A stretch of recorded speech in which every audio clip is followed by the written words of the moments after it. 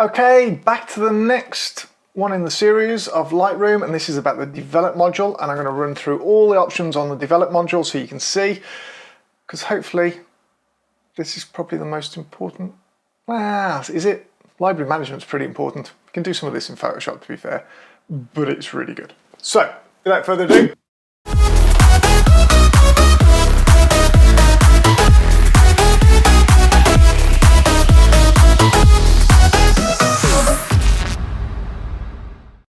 okay, top left. Again, it's broken into 4 sections. We have got the navigator exactly the same as in the library module. So we've got 8.1, we've got 1.1, we've got whatever. Exactly the same. We've got presets. Yes, Adobe were very kind and they did a few presets, but then you can go and buy your own or download them from wherever. Some people give them away free, some people sell them. You get what you pay for. There are some really good ones that are out there for free. This probably isn't the best image to do this on because it's a pretty poorly lit image, because I had a certain thing in mind when I took it. But you've got all these different ones down here that are standard, and then you've got ones that you buy. And there's some Peter McKinnon ones that I bought because I thought I'd give him a bit of support, and actually he's pretty good, to be fair. Don't tell him that, but he's pretty good. So that's all your presets. You can create your own as well. So if you develop something and you really like that style and you think, I might need that again, save it as a preset, use it in the future. The best thing about presets is that it's a great place to get an idea from. If you're not sure what to do with an image, go down your presets, see what's there, see what works for you. If there's something that really works, go, you know what? I'll use that, but I'm going to tweak it. And that's the beauty of it, is to go down to that. Next thing is snapshots. So what is snapshots? Let's talk about history first. Okay. So history is everything that I do to this image. So if I create something there, I do that, I do that, I do that. See how it's building up down the left-hand side? That's fantastic. Let's just change the color. So put a bit of color temp in there, okay? Now, if I go back to when I imported it and I go and do some other changes, it gets rid of everything I just did. So if I then go, oh, really nice one had that color, I wish I could go back to it. You can't. You can only go back to where you went to last time. That's it. Branch in the tree. Snapshots, however, allow you to get so far, do something and go, that's really good, but you know what? I need to see what it would look like in this way. So create a snapshot, it will remember all of that path of tree history that you've done. You can then revert back to here, go off down this branch, do it, and then go, oh, you know what, actually, I preferred that one, and just click the snapshot and you're back to this branch again, and you can carry on working. And you can create multiple ones, which is great if you're trying to get some ideas, maybe you're doing something for a client, different versions. You don't have to have several files, you just have different snapshots, and that's it. So that's what snapshots is. History, just explained. Collections. This is so that I can go and choose a collection to work on in the Develop module. Notice how it doesn't let me do anything on the original file, it's collections only. So anything that's in folders, can't access. You've got to create a collection. Another reason to create a collection. So we're down here, we're in the Bracelet Bay one.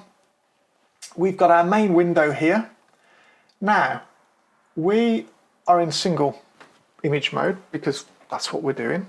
We're in Develop, we only want to work on the one image per se. We have these options up here which tells me my file name, my settings. If I press the I button on my keyboard, I can toggle between different settings. Okay? You can customize that in the menus, there's places for that, and do whatever you want to do and change those to have whatever settings you want on there. Down the bottom here, that's my single image mode that I'm in at the moment. Next one is reference view. So I can take another image and drop it there so that I can match the color tone, match the look and feel, just as a reference shot. It's great for matching because it's very difficult flicking back and forth, and that allows you to do that beautifully. And then we've got compare mode, which will allow me to do before and after. So I can do stuff and see where I've come from, what I'm doing, did I like it before, do I want to do that? And these options down here allow me to create the new bit as the set. So I can transfer that into that window. So let's go and let's put the shadows down there, highlights up there. Let's put that as my reference shot now. That moves it to the left-hand side. I can now go and do the color. Yeah, that's all right now. Okay, let's keep that as my reference shot now and see where I've come from. Transfers that. And that's all that is. Don't tend to use it that often, but it's there. Okay. Zoom. Just a little zoom thing. You, of course, have got the Z to zoom in and out between the two modes. You can also use Command plus and minus to zoom in as well. Okay. What else have we got down here? So you got flagging to do flagging and rating. Really, I'd keep these off because you should have done this in the library mode already. But if you want to do it in here, you can. It's not really a problem. You can just press P and pick it, or unpick it, or reject it as well with the shortcuts. You don't have to use those keys. Down here, we've got the thumbnails as before. You can select multiple images. Now, this is the one thing that you've got to be careful of is, yes, you can select multiple images, but if you do and you'd go and use a clone tool, for instance, or you change the color or exposure, it changes it on all of those photos. So I would personally get into the habit of not multiple selecting photos in development module, because it will bite you on the backside. I've had that several times and I still do it every now and then, and it's a real pain in the backside. Yes, you've got history and you can go back and you can recorrect everything, it's not a problem, but it's just time consuming. It's a pain in the backside. So have a think about that. Okay, right hand side. Let's go through all of these. So here we've got the histogram. Fantastic. We've got our clipping so we can see what's clipped and what isn't. So let's bring that up. So you can see the red there is showing that we've lost detail, there's no detail there, and the blue is showing that we've got no detail in the shadows there either. So we can bring that back and we can bring that up there. I'm not worried about those little bits, but you can see where we're going on that. Next down, I'm going to cover these individual options afterwards, okay? First off is general overview. So we have this overview here. The top one is color profile. This is something that's built in by default. It's Adobe Color. This has come out about 4 or 5 months ago now. Really useful because it allows you to match your camera's profile. So if I do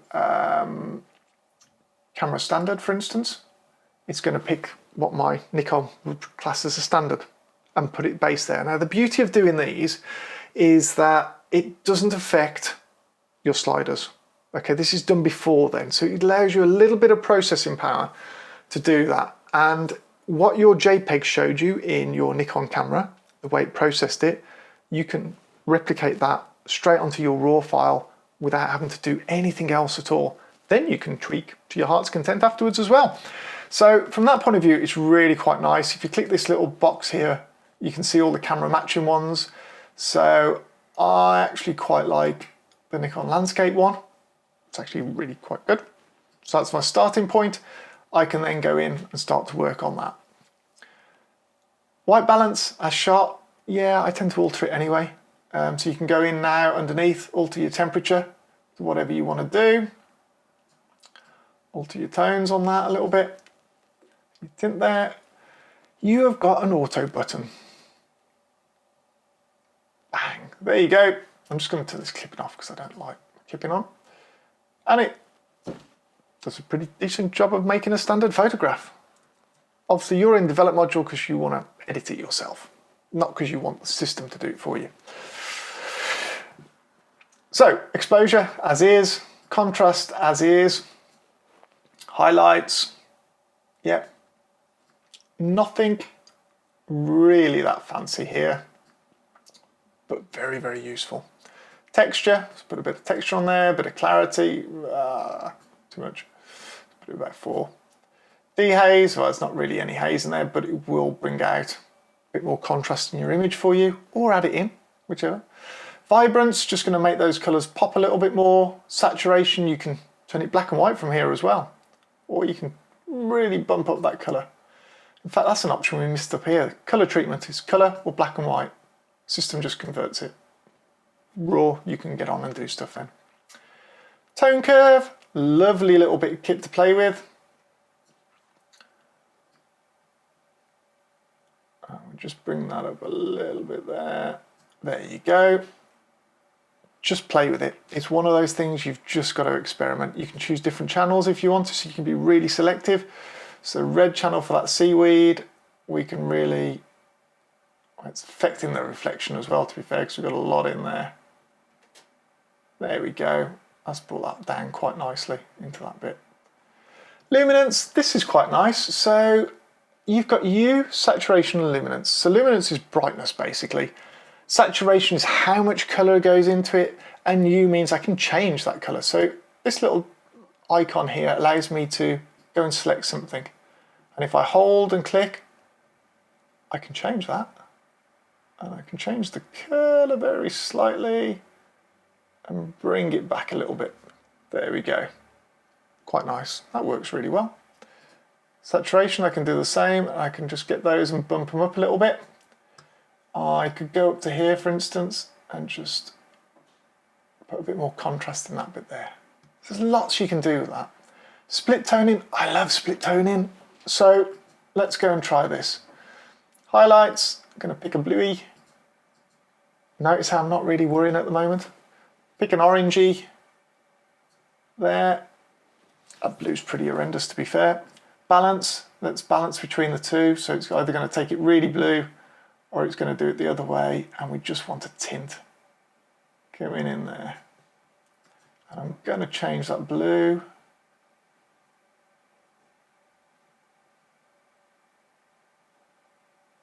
There we go, I quite like that.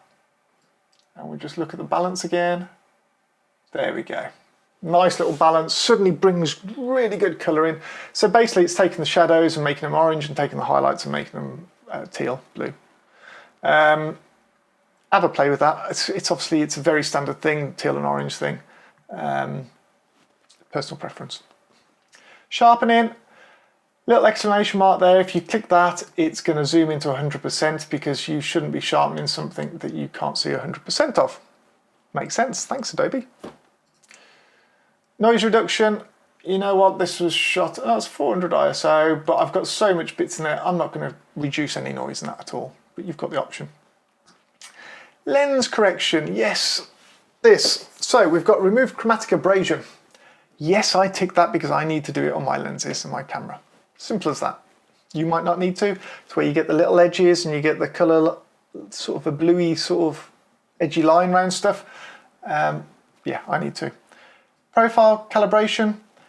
If you tick this on, it should detect what lens you have and automatically sort out the distortion of the picture. So if your horizon's bent a bit because your lens is arced, it'll straighten it out for you because it's distorting the picture, which is great. It just doesn't work on tilt shift lenses. So really, it's not going to have any effect on that. I would just go in and manually do it by eye for me. And then constrain crop just allows you to get rid of any white spaces that were created around the edge. Let's have a look. Vignetting. Yeah, let's have a little bit of vignette around the corner. Only subtle. Just drag the eye in a little bit. There we go.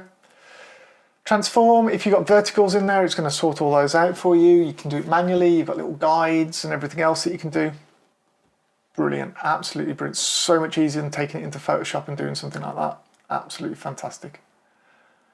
Effects. This is where we've got vignetting into here, but it does it on the picture rather than the camera. So let's just take that back to there. This one up here does it on the lens, so it corrects the lens issue. This one adds it in regardless. Just a little bit there. And you can alter the midpoints and everything else. But this works on the camera profile, and it'll do it automatically if it detects it because it knows where it's going to be. Grain, you can add grain into it, make it really grainy and film effect. And that's the sort of thing that I might be selective on, not rather than the whole picture. But just sort of work in that sky actually. Okay, we're going to leave that on. Let's go. Don't normally do that. Calibration, it's just set to the latest version, version 5. You can alter these, but yeah, I just leave that as is. I wouldn't change it particularly unless you want to, but you can go in and change certain tints. You can change bits on your red screens and primaries. If I'm using something like an X-Ray color checker, that will automatically do that in the background and put its own profile in that will change that sort of stuff for you, but you can do that yourself. Just have a play with it. So that's the basis of all those tools. Now we've got some really selective tools which actually make editing pretty fantastic. So we've got the crop tool.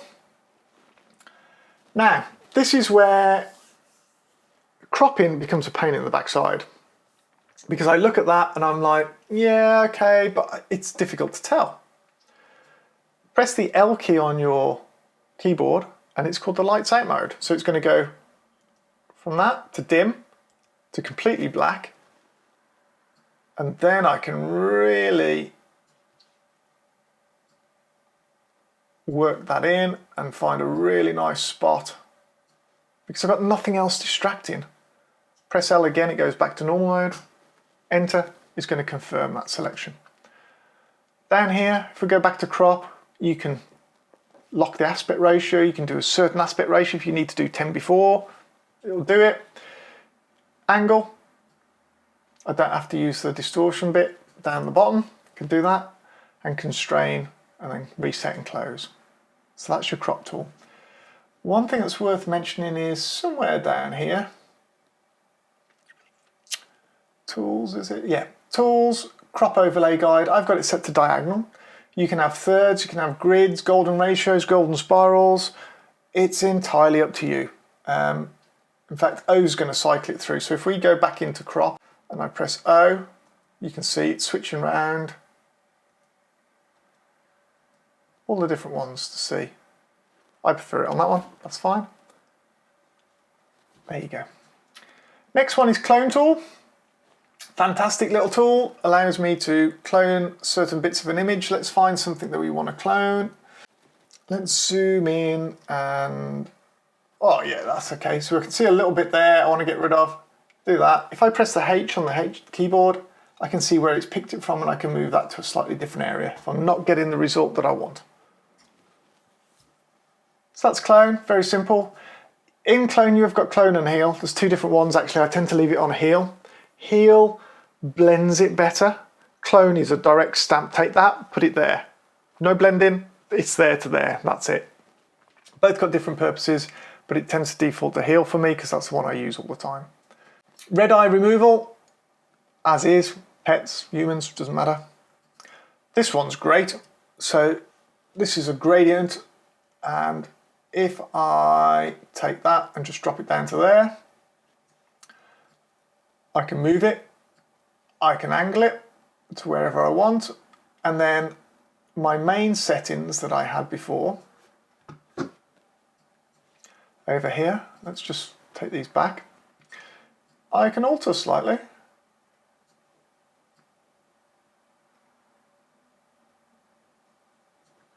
We can change the color temp slides. There we go. There's lots you can do there, okay? Just to bring it in, and like an overlay, I can put another one there and just bring it in a little bit more at the top. That's quite nice there. There we go. I can do one at the bottom.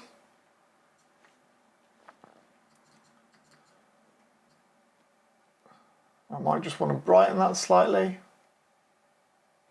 There we go. That's your gradient tool. Brilliant little tool. Now this one is pretty much the same, but it's Radial Filter instead. So I can take, for instance, that there, and let's just brighten that area up a little bit more to draw my eye into it. And then I'm going to do another one. And I'm going to invert, I'm going to turn off the invert. So now, that's a really nice effect. You're not going to get this from vignetting, not to this extent. Let's just drop that down a little bit. It's really drawing my eye into the center of that image and through. And it'd be really nice if I had a ship or a really nice wave at the end there, but hey ho. And this is the brush. This allows me to paint on. Now this is just going to paint what it's got over here. If I click the overlay, it shows me the overlay mask in red. The O button does the same as well. So pressing O on the keyboard allows me to see. So if I do that, for instance, now, got it in a nice selected area, just brighten that slightly. I am now creating a path all the way through that image, through to the sea there. Just drawing the eye through, it's just helping it through. So we've got that there. Now on these, this mask, we've got auto mask. And what that basically means is that it's great. So if you're selecting a face or anything else like that, it can detect the edge and it's not going to go over. So as long as the background doesn't match the color that you're doing, it's not going to select that over there. For instance, let's put overlay on so you can see. I'm just going to select this water here because it's bright, but it's not going on to this stuff here. If I go onto this now it's turning that red. It's looking at what the color is underneath.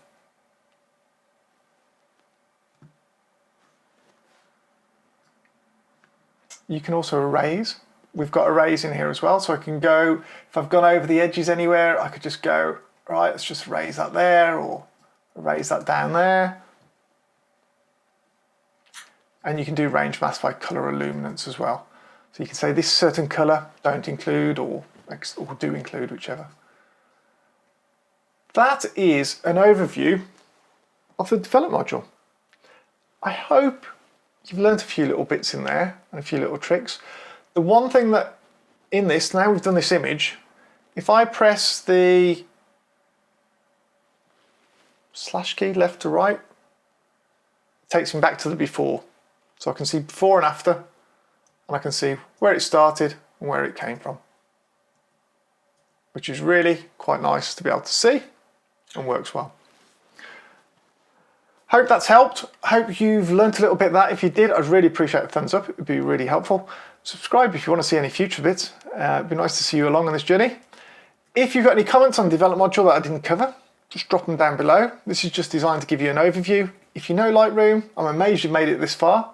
If you didn't, look forward to seeing you again in the future. Cheers now.